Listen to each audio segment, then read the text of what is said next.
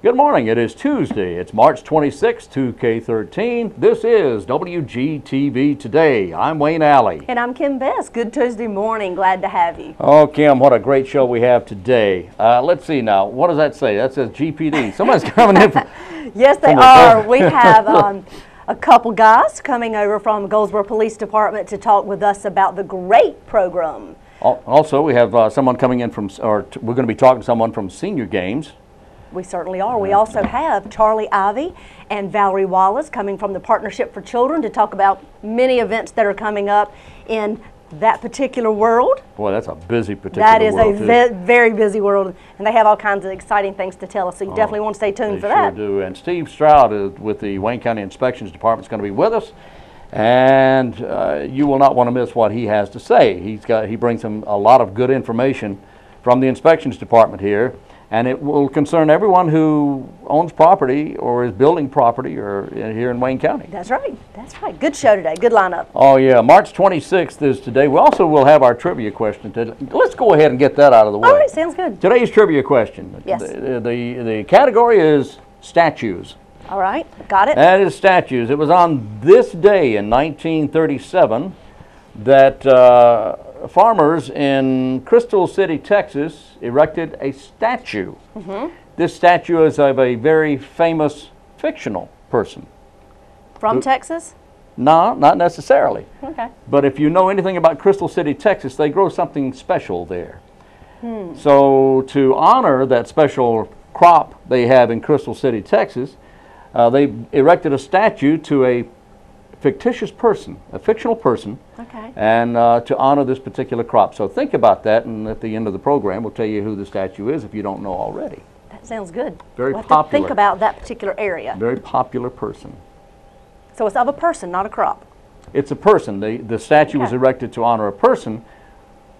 The crop, however, was the inspiration for this. Okay, so they grow something special, and they made a statue of a person because this person and this crop are connected very closely. All right, we'll have to think about it. Think about it. That's All right. Well, Wayne, we do want to talk about and invite you to attend a blood drive today. We've mentioned it before. It is this morning at 8:30. It'll last to about 4:30 this afternoon at Eastern Wayne High School. They'd love to have you come out and donate blood and give the gift of life. Like I said, it's from 8:30 until 4:30 this afternoon, Eastern Wayne High School. Attend if you can. Oh, there you go. Also, a lot of stuff going on here in the Wayne County area. Oh, absolutely. End of next month, you know, the senior games get underway here in Wayne County. There's been a lot of hype leading up to that, and next month everything kicks off. You know what these seniors do as far as the senior games go? They've got, of course, the fun walk. Then they play shuffleboard. They have horseshoes. They have archery. Do they really have archery? They play. They play that is archery. Really they actually have archery as a competition. Tennis, golf, billiards, basketball shooting, bowling, swimming, racquetball, table tennis, track. And some of these people are very fast. So we wouldn't want to go up against them. I don't want to go up against them. No. Don't want to race. Cycling, softball throw, football throw, spin casting, and silver arts. Anyway, they just get into... And that's just the athletics piece of it. Exactly. There's 3 different pieces to this puzzle. That's right. So you'll hear more about that's coming up soon as well. There's a lot going on there with the senior games. That's right. Very popular here in Wayne County. Well, if you ever have thought about learning how to tie-dye. Tie-dye. Tie-dye. Today at the Arts Council with Becca Scott Reynolds, local girl. She's going to be teaching kids ages 5 to 10 how to tie-dye t-shirts. Tie-dye t-shirts today? Today. Things to do today to tie-dye. That's right. At the Arts Council this afternoon. Let's see what time it starts. It's from 5 until 6. If you want to go this afternoon, go ahead and give them a call. Let them know you're interested in attending, and the number is 736-3300. You'll learn how to tie different ways to make different techniques and different patterns. So think about having your child go and learn how to tie-dye with Becca Scott Reynolds this afternoon, Arts Council, 5 o'clock p.m. Things to do, tie-dye today. Ta-da! Pretty cute, Wayne. Oh, thank you. You're welcome. Line dancing, very popular it is. Line dancing being offered at Herman Park Center on Thursdays. And I guess they're underway now. Cost is $6 per class. There's 2 classes. One is beginner, and then the second class is what they call high beginner. Guess that means you have a little bit of experience. Yeah, I think that's what that means. Anyway, the beginner class starts at 6:30 and the other starts at 7:30. $6 a class. If you decide to stay, if you go to the beginner class and decide to stay for the high beginner class, they won't charge you extra for that. That's nice. But it is. No pre-registration required. You will be asked to sign an attendance sheet, however. And then at the Peggy M. Seeger Senior Center on East Ash Street, that one's on Thursdays. At the Seeger Senior Center, they have 2 classes a week of line dancing, one on Tuesday evening and the second on Friday mornings. Classes are free. No registration is required. Classes begin May 21st for the evening classes and May 31st for the morning classes. Anyway, you can call the Senior Center to get more information about that, or call Herman Park Center about the Thursday. Lots of opportunities to line dance and learn to line dance if you've never done it before. People love that. Yes, they do. It's good exercise, well, too. And it's something you can do with a group. It's something fun you can do with a group. And it's pretty neat that we have it offered at both locations. It is. It really is. Also, the Master Gardener Volunteer Association offering their spring plant sales. Now, they do a fabulous job. Don't they, though? They really love do. the Master Gardener. And if you want to see just a small little hint of what they have done in the past, you can go out to Stony Creek. They have a butterfly garden that is beautiful. And this spring, oh my goodness, I know it's going to be out of this world because it was last year. Yeah. And it's shaped like a very large butterfly with all different types of greenery and flowering plants in there, and it is really something to behold. And they designed it. Shaped like a butterfly. Shaped like a butterfly. Wow. At so Stony Creek Park. That tells butterflies, hey, this is for you, buddy. I guess right? so. I guess so. There you go. Anyway, that spring plant sale, this is where you actually go and you buy these plants. Coming up the end of April, well, actually April 20th. That's a Saturday. You can choose from perennials, you can choose annuals and shrubs and ornamental grasses, herbs, vegetable transplants, even household plants are available as well. So you'll want to go early on this thing. It starts, well, it'll be the morning of April 20th. That's a Saturday. That's the first day? That's the first day, and I believe that's going to be at the Wayne Center on George Street, George and Chestnut. So. Okay, all right. See what else we have here. What else is going on? Last thing that I've got for this morning is the Better Breathers group is having their meeting on Tuesday, March 26th, today, this evening at 6 o'clock p.m. at Wayne Memorial Hospital in one of the dining rooms.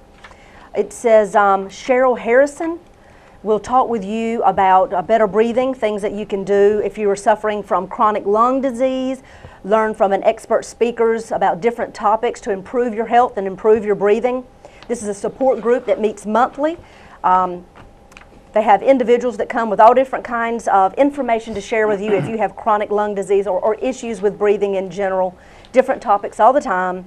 In Wayne Memorial Hospital Auditorium is actually where they're going to meet. And if you have questions about that, you can call Donna at 759-2267, Better Breathers Club, meeting tonight at 6 p.m. Okay, one more real quick before we move on. Everyone loves or finds robots fascinating. I do. And at the Wayne County Public Library, you can experience a robot in action, a real robot in action. Of course, now everybody has their own idea what a robot is. Exactly. We're not talking about Robbie the robot, you know, from Lost in Space or anything like that. So what are we talking about? We're talking about robots, you know, things. A robot is anything that's kind of like that you can juggle, you know, without making a face.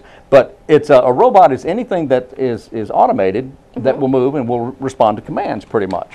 So these robots, and the ones that I've seen, are like little boxes, and they, you know, they either walk or they roll around and do things. So they do something. They do something. Sure, they respond to commands. At the Wayne County 4-H Robotics, which is, by the way, an award-winning organization, this team will demonstrate how they built and how they competed with their robot at the first robotics competition. Interested in becoming part of the robotics team, all you have to do is show up. This is at the Wayne County Public Library this Thursday, day after tomorrow, 6:30 p.m. till about 8 o'clock. Find out how you can get involved. Discovering Robots, it's called. It's a fascinating program. Pretty neat. Yeah, day after tomorrow, 6:30 When I think of library. robot, the first one I think of is not from the Jetsons or anything like that. But I do think of the one, there's a little robot out right now that you see on TV a lot that will, you put it down, it'll actually dust your house. Yes. Kind of like that idea. That's a robot. Kind of like that idea. Exactly. It serves a purpose. It does serve a purpose. That you don't have to do. Automated. That's exactly right. A good purpose. That's absolutely fabulous. That's right. It's Zumba, I think it's called. Is it? No, that's a dance. That's a dance. Roomba or something like that. Anyway, all I know is I like the idea. Boomba. Hoomba. Anyway, it's called something like that. Anyway, it will vacuum your home for you, but that is a robot. Yeah, that's what I That is thought. a robot. So anyway, it's along those same lines there. And and in fact, they actually have robot Demonstrations. battles where they battle each other. Yeah. Anyway, I'm not sure.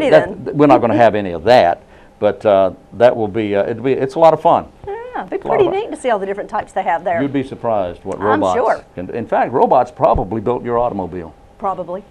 Robotics are now in medicine. Yes, They're they doing are. a lot of the surgery at hospitals. Absolutely. I got to see that firsthand. Robotics, very important now. So anyway, that's coming up Thursday night. Now, let's go. Well, now I think we're going to go hear what a couple guys from a couple of our local policemen from Goldsboro Police Department have to say about the GREAT program. We're also going to hear from the Partnership for Children, see what events are coming up soon, so stay tuned.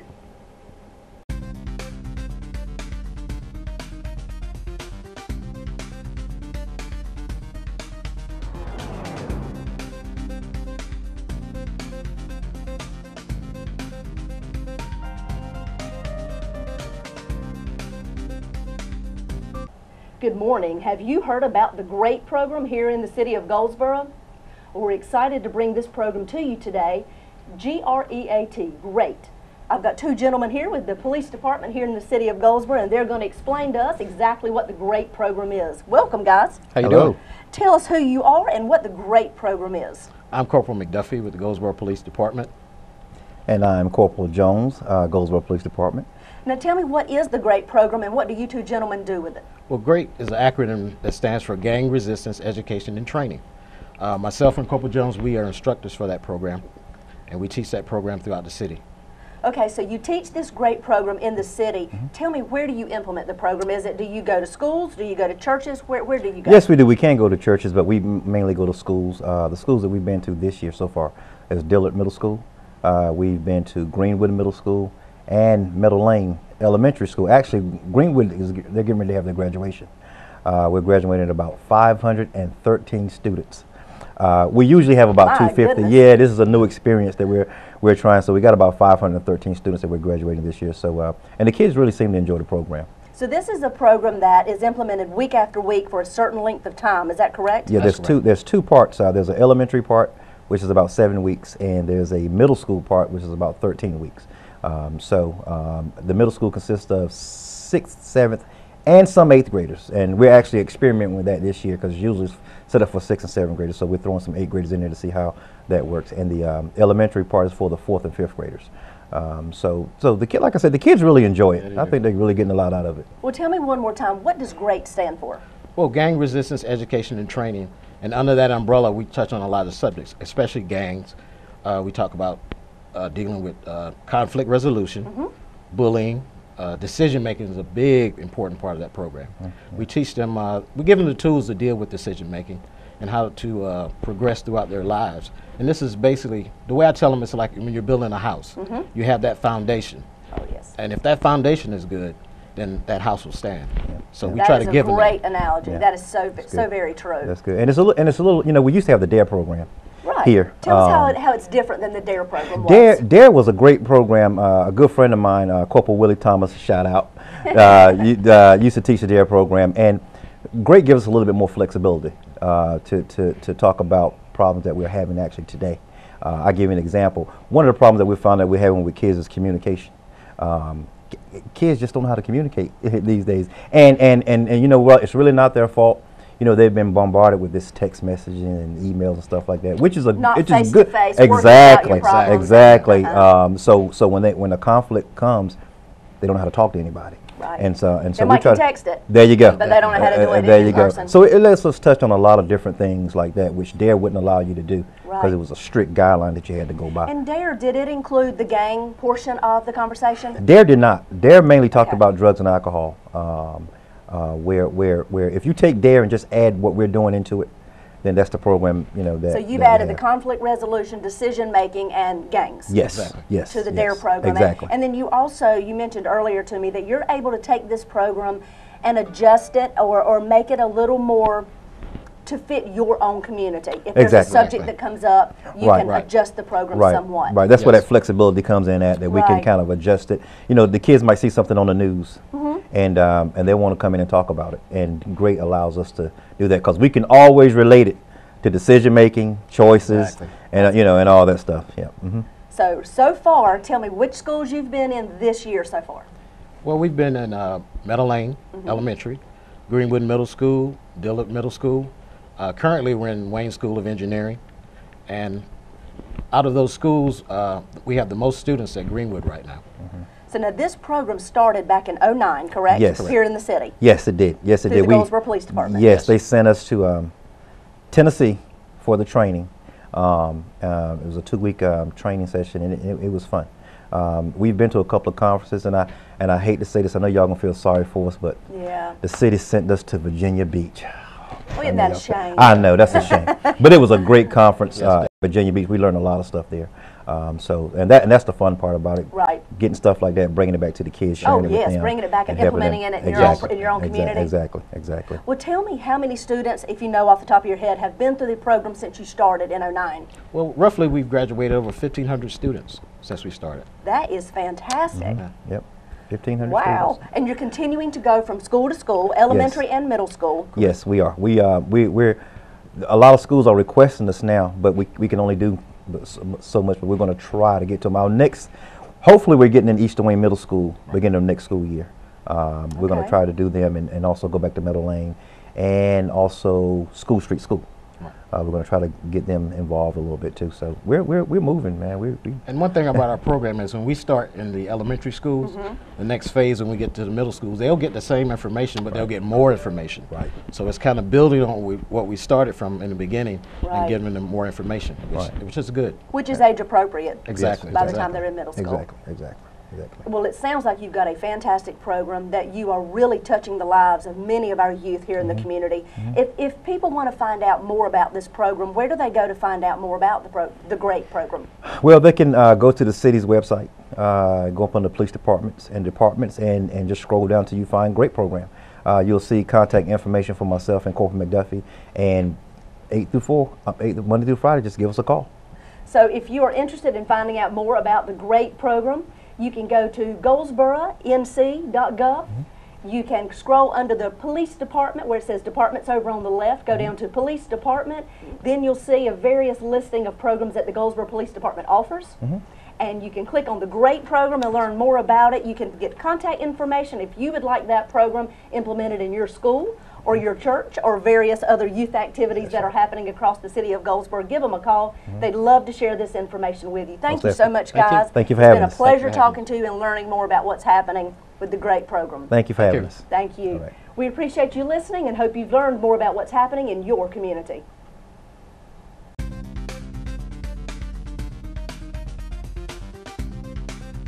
Do you have young children in Wayne County? If so, you need to hear about the Partnership for Children of Wayne County. Today I have joining me Charlie Ivy, Director of the Partnership for Children, and Valerie Wallace, the Assistant Director. Good morning. Good morning. Welcome to the show. Thanks for having us. We are glad to have you here. We talk about the partnership Wayne and I do all the time, but we want you to come share an overview for our public. What is the Partnership for Children of Wayne County, and what do you do for the youth here in our community? Kim, the Partnership for Children of Wayne County is a nonprofit organization.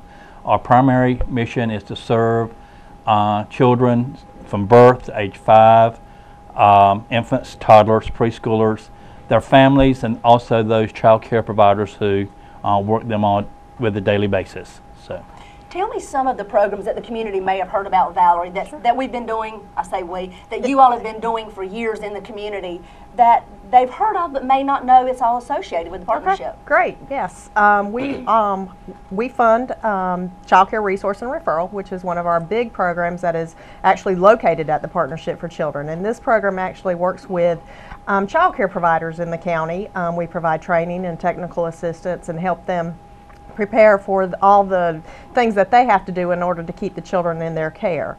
Another program that we fund is Parents as Teachers, which is located at Cooperative Extension.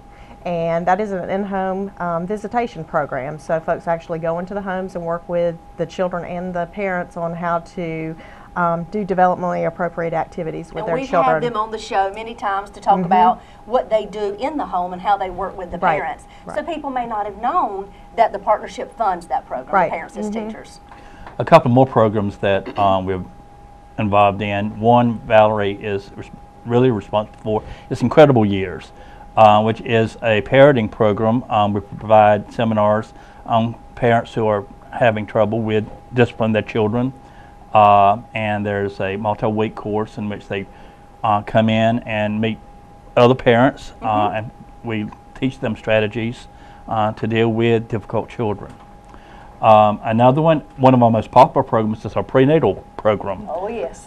Our Growing Pains program provides prenatal workshops for expectant parents. 8 sessions? 6 to 8 sessions. 6 to 8 sessions. Which prepare them for the actual childbirth as well as bringing the little child home. Well, who all can participate in that program? Is it for a group of people, or is that open to the public? It's free to moms that are expecting, and if they have a significant other, their spouse, or if they want to bring the grandma, that they can all attend that session. And so all they have to do is contact the partnership and schedule a time when closer to their due date, and they'd be able to participate. All our programs are free to families and children in Wayne County. So you all are very much about providing resources for families and parents of young children. Kim, we consider ourselves the resource for resources for young children and their parents and those who work with them. There's no other agency, no other program in Wayne County whose sole purpose is to work with that age group. Exactly. I know you all partner with many other agencies in the community, and you have a very strong collaboration with many of them, so we can make our community stronger, especially our youth, and build that foundation. Exactly. Well, you all have many events throughout the year, so many different things. Tell me about a few of those that are coming up that we can expect to hear about. One, mention a couple, 2 or 3. One, we have a grant called Young Moms Connect that works with young moms, particularly those who are single, ages 18 to 24, who need help in for support, getting themselves together with a new addition to their family. This Young Moms Connect meets regularly with them to provide workshop and training. In the next month or so, there are 2 special events. One is a leadership trip that some of the young moms will be going to UNC Charlotte in the 1st of April.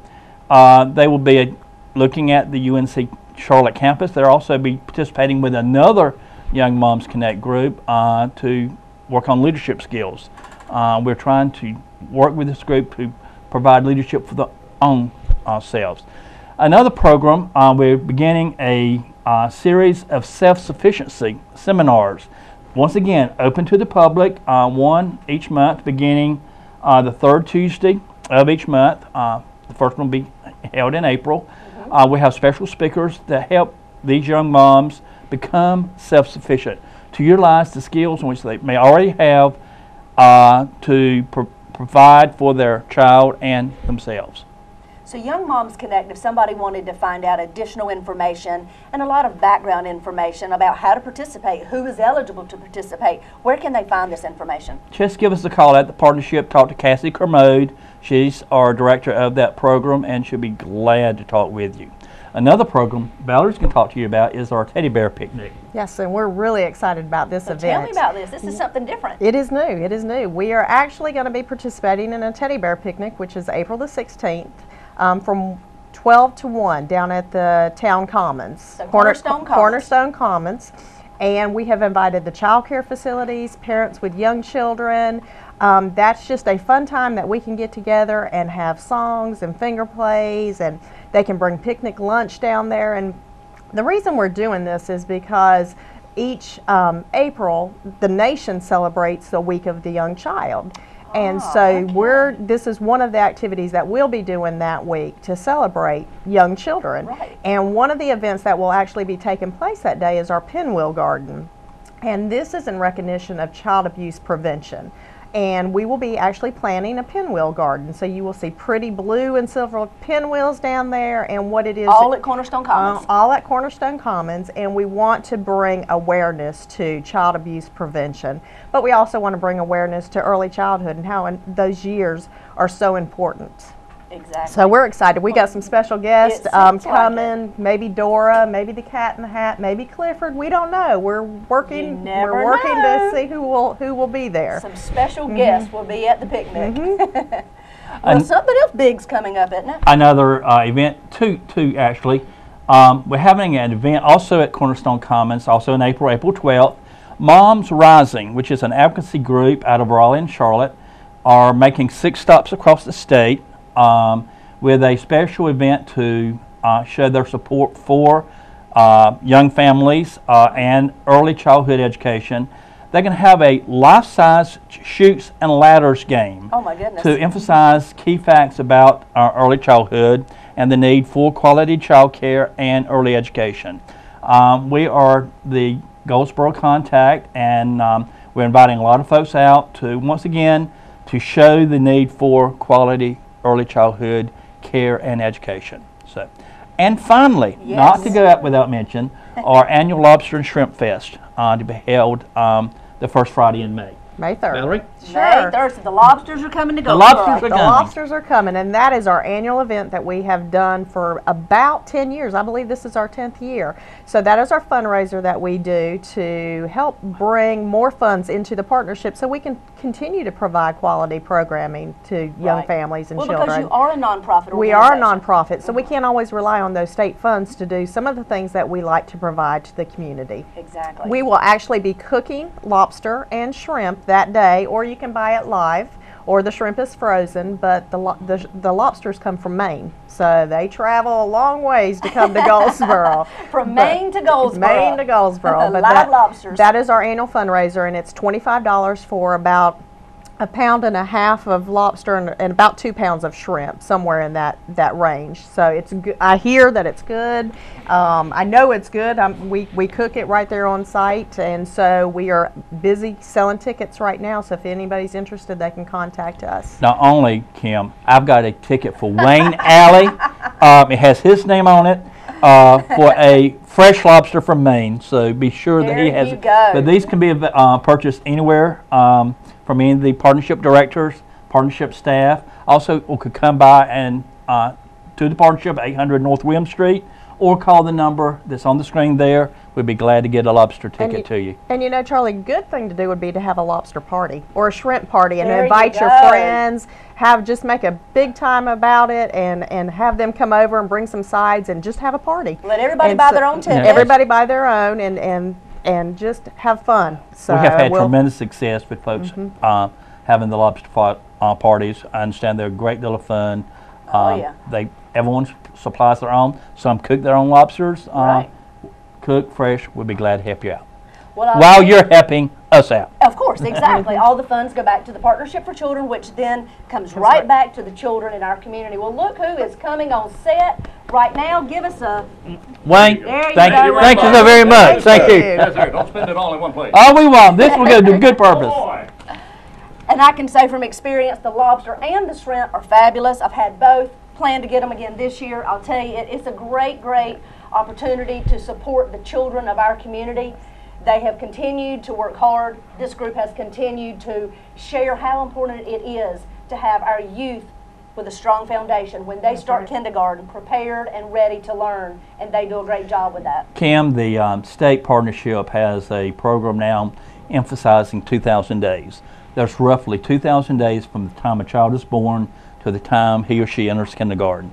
Those 2,000 days are critical to the brain development, to the social development of a young child, and the course for life is often set during that 2,000 days. That's what we're all about. Those 2,000 days are very important. This is a group that can help you with that, that can put you on the right track. There's so many resources here for young parents. Take advantage of it. Thank you guys for being on Thanks the show for having today us. and sharing all the information about the partnership. We hope now you're a partner. You're going to be coming back every will. month to share different things We'll that be are right here, happening. Kim. And we want to continue to give you details on what's happening at the Partnership for Children. Thank you so much. Thank Thank you, Kim. This is what's happening locally right here in your community.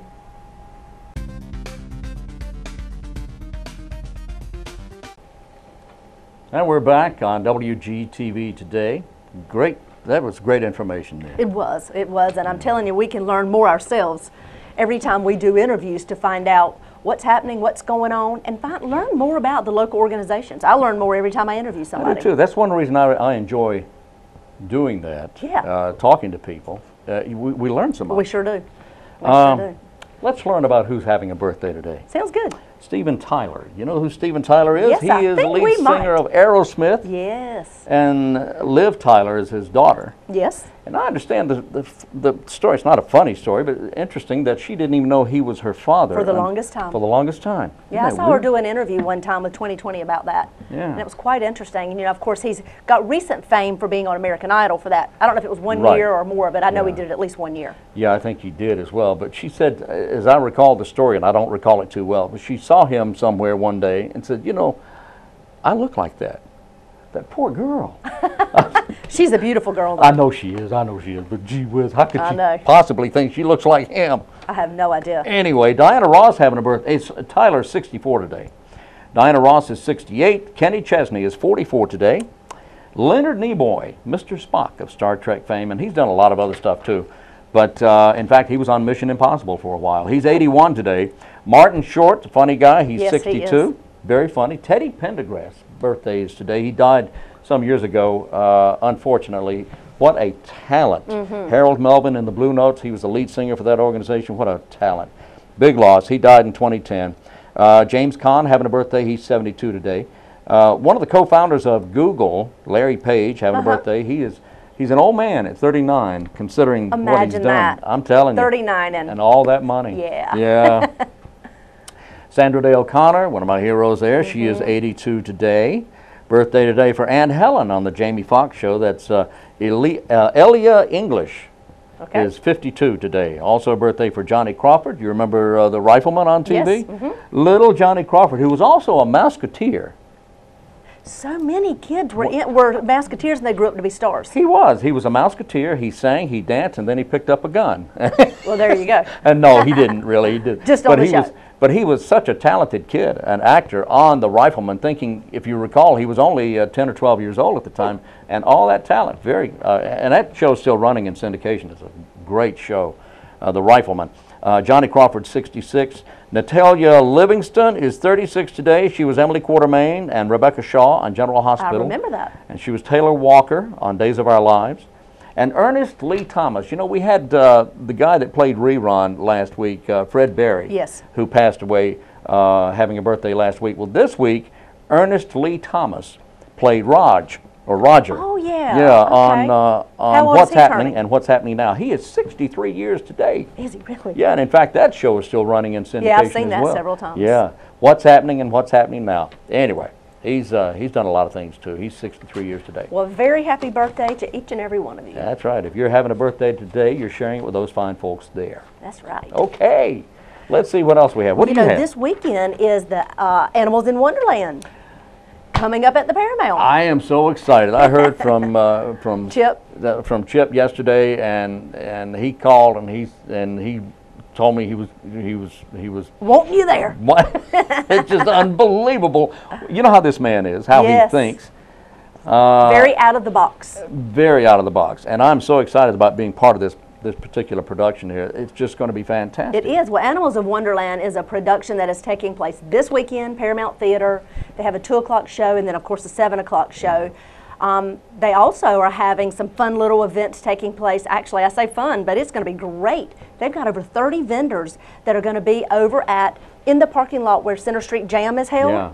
And it's all related to animals somehow, from supplies that you can purchase for your animals, from, collars and leashes to bowls, and the list goes on, to having live bunny rabbits there that kids can touch and have their picture made with and learn about. Oh boy. Anything you can imagine is going to be there this Saturday from 11 to 1, and then the show is at 2. Then there's another show at 7. All the proceeds go to help me now, the Humane Society and The Wayne County Animal Shelter. Adoption and Education Center. All the funds go back for that, 100%. That's right, all of them. And these are all community people that are in the show, and there's at least 30 people in the show. Cast of tens. Cast of tens. Cast of thousands? Cast I of, don't know. Okay, a whole bunch of people. But it's all a twisted take on Alice in Wonderland. Oh. And you'll hear lots of really cool little jokes and things that are all about Goldsboro and our county. You know, there's a lot of talent in this Yes. particular play. A lot of people in this play, and they're local people, but man, can they act. They can. Well, you're going to see lots of people and some names you may recognize. Jeff Hulks, local attorney. That's right. Goodness, District Attorney Brandy Vickery. That's right. Oh, and the list goes on and on of who all's in this. Best. Wayne Alley. There are a lot of people that are going to be a part of this. It's going to be funny and great show. If you haven't gotten your tickets, go to the Paramount Theater and get them. All right, we need to move on to the next segment. I believe it's going to be the senior games and inspections with Stephen STROUD. There you go.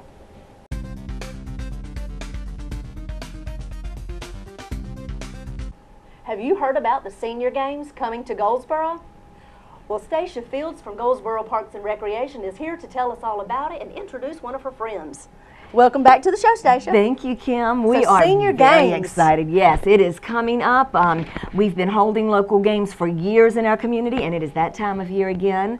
I've got Jeannie Lovings. She's one of our senior games ambassadors. Welcome to the with show. me this year. Thank you. And we're glad to be here.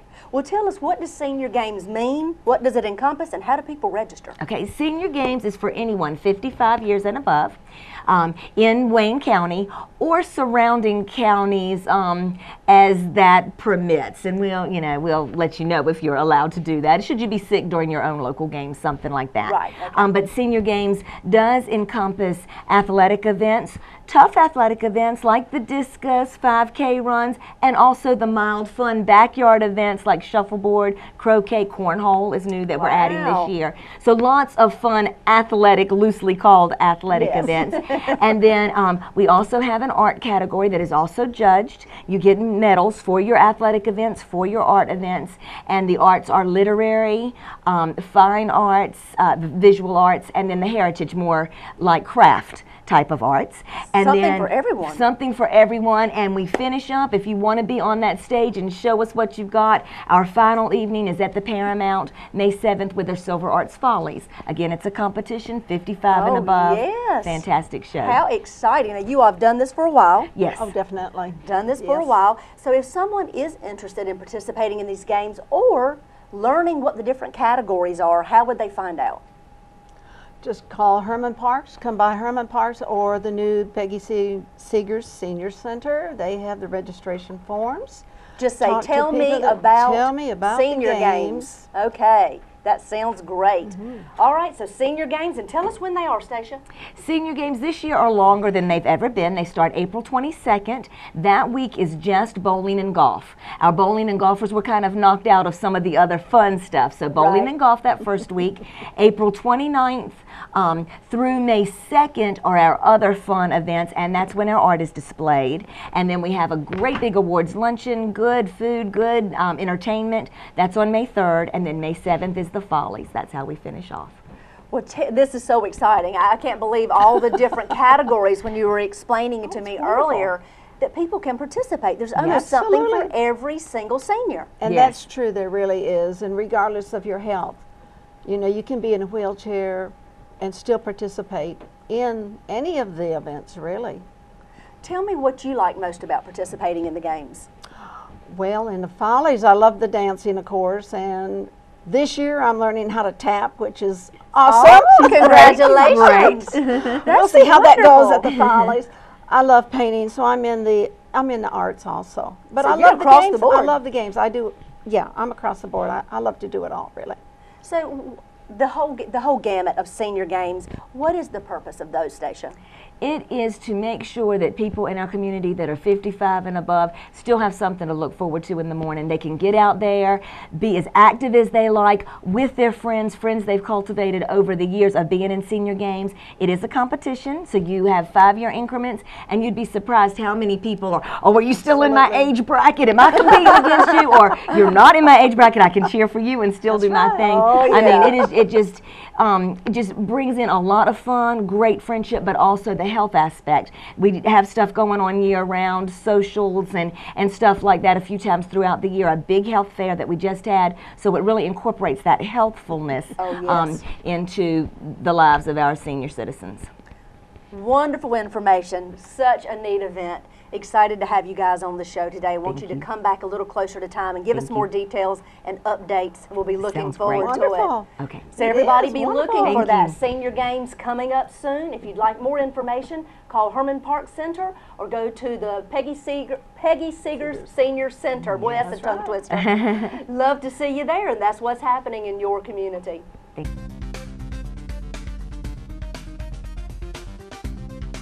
Our guest today is Stephen Stroud. Steve's with the Department of Inspections here for the County of Wayne. Steve, appreciate you being with us. Thank you, Wayne. Now, give us an idea, if you would, please, some of the things that are facing the Department of Inspections at the moment.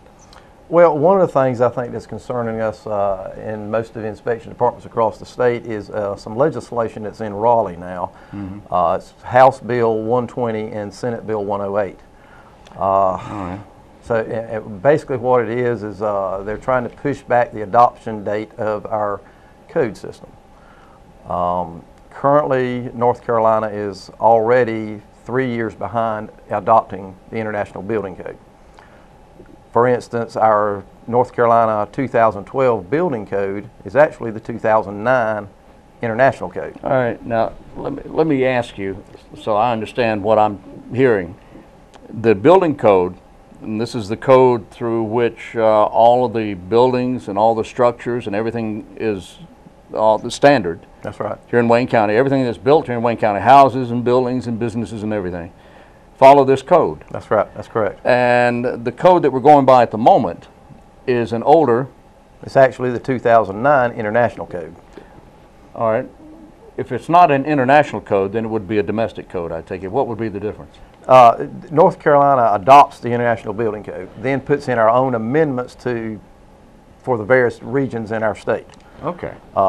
In other words, mountains versus coastline. That's right. Because it wouldn't be the same in both locations. That's right. Okay. So the international code, we adopt that and use that, and then adopt our own amendments to that. That's correct. Right now, they've got the 2012 International Code, but we will not adopt it till 2015. Okay, when we adopted 2009, the 2009 code, the one that we're using at the moment, when did we get that one? Did we get that in 09?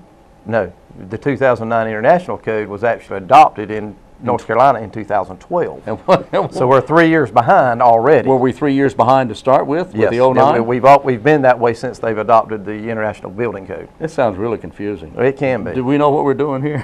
We hope so. But with this new legislation, I'm not sure. Yeah. This current legislation, and it's already been through the House. Yeah. It's through the Senate now. What they are, this legislation is proposing is to push it back 6 years. Why would we do that? Why are we delaying this? Or is the international code difficult for us to follow? No, I think we've been doing it long enough now that we basically understand it. Who is actually pushing this bill through is the North Carolina Home Builders Association. I see. They seem to think that having to adopt a code every 3 years, stay up on any code changes every 3 years is difficult, maybe.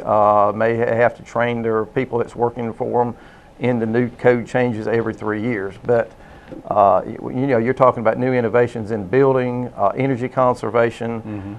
It's really a good thing. If we push it back 6 years now, you're saying the new code is a good thing. The newer code, when they update or upgrade each 3 years, then they're putting these changes in there for good reason. That's right. Yeah. So better building products, better building techniques. Energy conservation is a big thing now. Now, as I recall, some of the standards that are used in building, particularly in regarding, and I'm going way back here, in FHA years ago, you could, as long as you used minimal standards of FHA product, you could go use that or anything above that that was approved. That's correct. That's now, correct. is it the same case in that building now? You can use any product you want as long as it's approved, standard and up. That's right. That's right. And the building code is a minimum. It's a minimum. It's a minimum. Okay, so you right. use that code, go by that code or anything above that. That's right. But now the problem is that we're 3 years behind already, and there are some people who support legislation to delay it another 3 years, which would put us 6 years behind. That's right. Where do other states stand on this issue? Some states adopt it, the International Building Code, when it's adopted. They automatically go, like with our the 2012 code, there's some states that already have adopted this 2012 code. A lot of them are 3 years behind. There's not many that will go out past 3 years, but our state is now proposing it because it's being pushed through the legislature now. Okay. Some of the adverse effects on it will, and I don't know if a lot of people realize it, but by pushing the codes back 6 years, you're going to hurt the ratings that inspection departments get through an insurance rating company, which in turn is where our insurance rates come from, for homeowners insurance, flood owners insurance. So you're telling me that this could affect our what the taxpayers, the local homeowners and local property owners are paying for insurance. That's right. That's right. By stretching it out 6 years, we're already the state of North Carolina is already penalized for being 3 years out. We are. Yes, we're already penalized for that by these insurance rating companies. Well, have we not learned from that? I mean, if we're paying a penalty, it seems like we could. Yes, you would think correct so. that matter. That's right. Yeah. But that's why I'm saying I don't think a lot of people may realize what this effect is going to have on us. Steve, there has to be others involved besides the home builders associations, and I don't have anything against home builders associations because they have a job to do, and, right. and they support home builders, and that's an organization that it's a good organization. But there has to be other people involved with supporting this. Do you know of anyone else? Well, there are some of our elected officials in Raleigh that are kind of behind these home builders association and are helping pushing it through. But like I say, I'm not sure everybody sees the full picture yet. Okay, in order to protect ourselves here, we, number one, in your opinion, do we need to go ahead and adopt the 2012 and or the 2015 when it comes to us? Yeah, if we stay like we are now, I think we're okay. If they want to adopt it 3 years later, because the North Carolina Building Code Council has to adopt the code, then they have to put in their amendments. It gives them time to put in the amendments for North Carolina. So 3 years is not a bad thing now, but pushing it any further, we recently had an ISO, which is an insurance rating group that audited our department here this past month. And this question was given to the representative. What kind of effect would this have on our state? You're saying ISO inspected your Wayne County Inspections Department That's here. Right. That's right. How'd you do? I think we've done good. Oh, okay. I think we usually do good. Okay. But this question was brought up to them of how this legislation would affect us. And the representative said if you go out past 5 years, that automatically cuts your points in half. And that means, bottom line, raise insurance rates go up. That's right. And there's also a second part to this bill where they want to go just by what the code says as far as what it allows for inspections. Currently, each jurisdiction can put in a inspection that they feel is needed to make sure that the house is built properly. Even if you get closer to the coast, they've got more regulations because they're in the higher wind zone. Making sure that the house is built properly to withstand the winds. This legislation is also now saying that no, you're just going to go by what the code allows. Currently, that would stop 2 of our inspections that we have now, if that goes through, which would further hurt ratings. So, okay, we're on the 2009 standard right now. Are we now being penalized for being on the 2009? Yes, we do. The state does get reduction in points because we are 3 years behind adopting. So how do we correct this? hopefully, Take another deep breath here. How do we make this right? Well, we've already made the steps in talking to our local representatives. Last week we had a little meeting with our local representatives, plus we talked to some in Raleigh, expressing our concern about these bills. Hopefully it will do some good. Maybe, you know, that people will realize what bottom line effect this may have on our state. Does it, do you think it would help to talk to our representatives in Raleigh? Yes, we've done that. Okay, what about the homeowners here? Would it do for them to call? Do you think it would do any good for them? Well, yes, I think it would.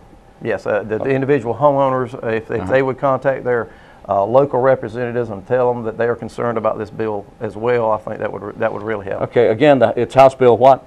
House Bill 120 and Senate Bill 108. House Bill 120 and Senate Bill 108. That's correct. Okay.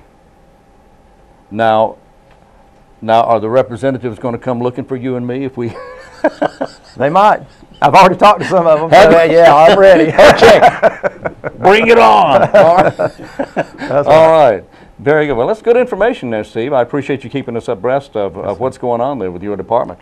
Now, if someone wanted to ask you about it, could they call your office? Yes. Okay. Feel free to call. All right. Your number is 731-1169. That's right. 731-1169. Of course, that's 919.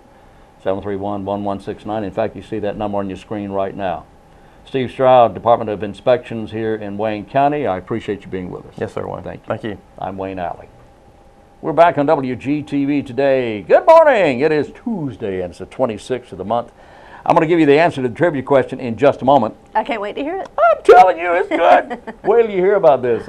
Again, I'll remind you that the question is, in Crystal City, Texas, they're known for a particular crop. And once they grow this crop, they're very popular, and they erected a statue to a fictional character some years ago. 1937 it was. That might be a good hint. Right? In Texas, in Crystal City, Texas, they erected a statue to a fictional person who has a close tie to this particular crop. I'll tell you about who it is in just a moment. Now, what's going on this weekend?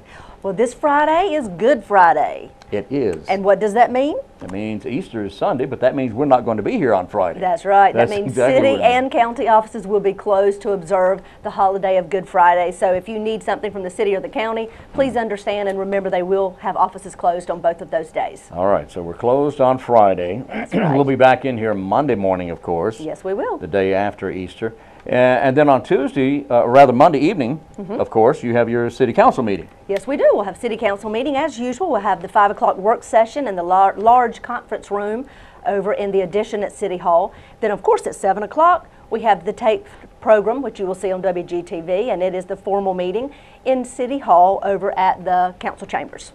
There you go. And then the following morning, Tuesday morning, here at 8 o'clock, in the County Commissioners meeting room on the 4th floor of the Wayne County Courthouse, Wayne County Commissioners get underway with their briefing at 8 a.m.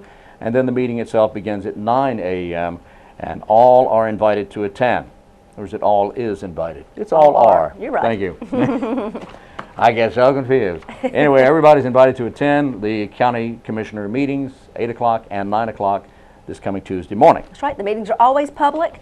You will then find both of these, the city and county meetings, on both Vimeo channels, YouTube channels, and of course you can see them in person because they are open to the public.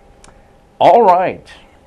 If you were driving into Texas, yes, into the Crystal City area, you would notice a beautiful green crop there, and you'd also see this large statue of a pipe-smoking sailor. Must be tobacco. By the name of Popeye, and the crop is spinach. Spinach, really? Crystal City, Texas is the spinach capital of the world. Is it really? That's what they say. Did not know that. There's a big old statue of Popeye the Sailor Man, boop, boop, there in Crystal City, Texas. Too funny. And you know, spinach has become more and more popular. I guess as we continue to talk about healthy eating and changing your lifestyle, people eat spinach more and more often, and now it's turned where people eat it as a lot in their salads. As they should. As a replacement for lettuce. It's really good for you. It is good for you. It is very good for you. However, there's some issues. Somebody's coming up with something new again always. about. There's always somebody doing something about spinach, and they say that there's a possibility that there could be some problems with it. Be sure you wash it regardless of whether it's fresh or in the bag. Fresh is better. Yep. If it's in the bag, still wash it. One thing very quickly about spinach before we leave. I got to tell you this. Tell us. when they were coming up with nutrition numbers here years and years and years and years ago, after the turn of the 1900s, early 1900s, they were doing all these nutrition tests. Somebody moved the decimal point on spinach, saying that it had X amount of iron in it. It wasn't true. They put the decimal point in the wrong place. To give it more or less? To give it more. To give it more. They made it a mistake. They didn't do it intentionally. It was a mistake. So the whole thing about Popeye getting all of his strength from spinach and all that is not true. But now don't let that deter you from It's still eating healthy spinach. and good It's still for you. very, very healthy. Exactly. And this one eats it nonstop. I try.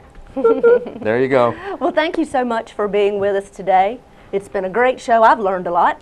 So have I. So let's do it again bright and early tomorrow morning. We'll be back at 7 o'clock. If you missed today's program, in other words, you're not listening right now, go ahead, or you're not watching right now, hey, wake up.